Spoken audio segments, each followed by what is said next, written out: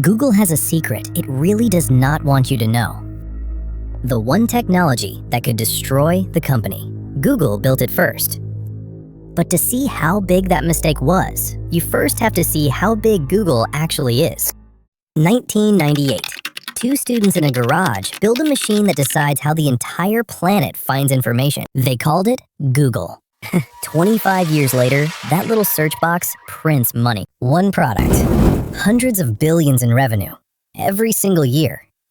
By 2015, that throne passes to one man, a quiet, soft-spoken engineer named Sundar Pichai. He now runs the most powerful business on Earth, and for years, nothing can touch it. An empire this big does not fall, right? Here's the part that keeps Google executives awake at night. In 2017, a small team of Google researchers published a paper. It introduced something called the Transformer. It became the breakthrough that powered the entire AI revolution. That letter T in ChatGPT, it stands for Transformer. Google's Transformer. Google had the technology to build ChatGPT years before ChatGPT existed. So why didn't they? It was not money. It was not talent. It was the one thing a giant can never say out loud. Google had too much to lose. A wrong answer from a tiny startup is a curiosity. A wrong answer from Google is a global headline. So the company that invented the future decided to wait. A man named Sam Altman did not. November 2022. OpenAI releases ChatGPT to the public. 1 million users in 5 days. 100 million in 2 months. The fastest growing product in the history of the internet. Inside Google, the alarm goes off, literally. Sundar Pichai declares a company-wide code red. Teams across the company are pulled off their work and thrown at one threat.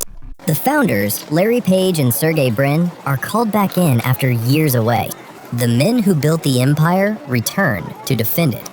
Google rushes out its answer. They call it Bard. And in its very first public demo, Bard gets the answer wrong. A simple question about a space telescope in front of the entire world. In a single day, Google loses $100 billion in value. The giant did not just stumble. It fell, in public. So was Sundar too cautious? Or was waiting the smart move all along? Drop your answer below, because what happened next flips the whole story. Here's what most people get completely wrong. Google is not dead. Not even close. It still owns search, your phone, your email, your maps, your browser. Billions of people, every single day. Google regrouped. Bard became Gemini. And Gemini got genuinely good. So good that by late 2025, the entire story had flipped. Sam Altman, the man who started all of this, declared a code red of his own. 3 years after Google panicked over him. Now he was panicking over Google. 25 years ago, Google changed how the world finds information. The real question now is, who controls it? And for the first time, Google is not the challenger. It is the giant everyone else is trying to beat. If this story made you think, subscribe.